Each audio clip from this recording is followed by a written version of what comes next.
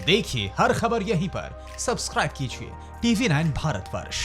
बहुत बारीकी से देखा। पहले ऑर्डर के मुकाबले मैं इस बात को ज़रूर कहूँगा कि कुछ स्पष्टता के साथ ये ऑर्डर आया। इस तरह के ऑर्डर की ज़रूरत होती है। Phase wise non containment zone में फेज वाइज एक्टिविटीज़ को, जैसे शॉपिंग मॉल, स्कूल कॉलेज के लिए अलग फैसला, मेट्रो के लिए अभी कोई फैसला नहीं। और जो सबसे महत्वपूर्ण मैं इस एडवाइजरी में मानता हूँ, जिसकी हम वकालत प्रथम सेकेंड लॉकडाउन से कर रहे थे, राज्यों की अहम भूमिका है। राज्यों को ये स्वायत्ता दी गई है कि वो अपने स्थानीय कारकों के, वायरस के वहाँ के चरित्र के अनुरूप, स्प्रेड के नेचर के अनुरूप किस एक्टिविटी को अलाउ करेंगे, नहीं करेंगे, ये महत्वपूर्ण है।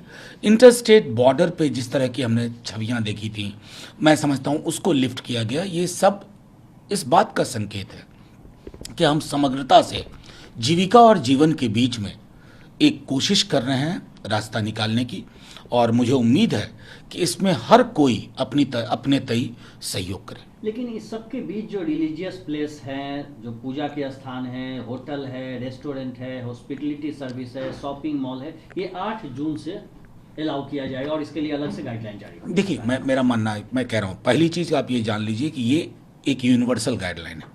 इसका लोकल क्या चरित्र होगा ये राज्य तय करेंगे। अब जैसे एक बार जब आपको लगा कि लॉकडाउन कितने दिन तक, और क्या जीवन और जीविका के बीच में कोई रास्ता ना निकालने की कोशिश हो, बहुत मुश्किल है। मैं समझता हूँ सरकार भी इन मुश्किलों को देख रही है। कई जगह मैं यहीं आसपास की दुकानों में बात करता हूँ, कर्मचारी नहीं है, 7 बजे तक का था तो 5 बजे लोग जाना शुरू कर देते थे।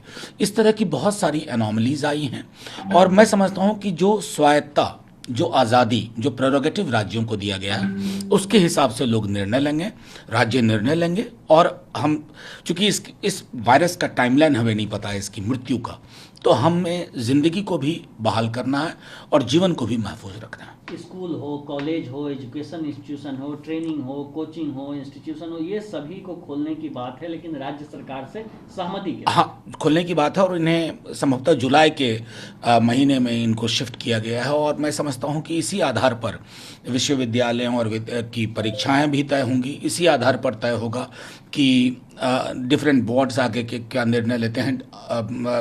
जाहिर तौर पर कोचिंग इंस्टीट्यूट और जो कई नेशनल लेवल टेस्ट होते हैं, उन सब को इसी आधार पर कि और इसमें राज्यों को आपस में भी समन्वय करना होगा, क्योंकि कई राज्यों की परीक्षाएं दूसरे राज्य के लोग भी देते हैं।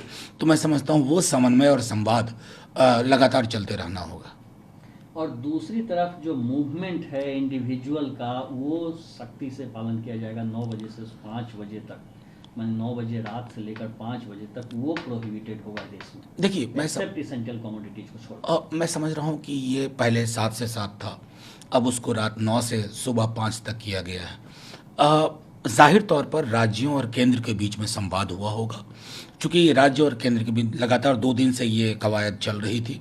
मैं समझता हूँ उसकी परिणति इस तरह के निर्णय में हुई है, और जाहिर तौर पर ये वैज्ञानिक आधार पर लिया गया।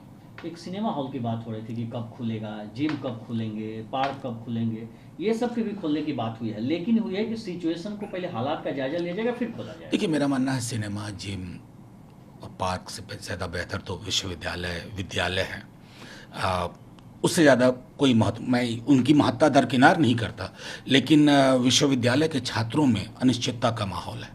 एक बार राज्य और केंद्र फिर इस पर संवाद करें, और क्योंकि इसको लॉकडाउन 5 नहीं कहा जा रहा है, कई लोग सोशल मीडिया पर लिख रहे हैं अनलॉक 1, तो उस दृष्टिकोण से भी, और मैं इसमें कोई गलत नहीं मानता कि जो मैं बार मैंने कहा कि आजीविका और जिंदगी दोनों के बीच में रास्ता निकालना। परवाह देश की, सोमवार से शुक्रवार रात 10 बजे TV9 भारतवर्ष पर।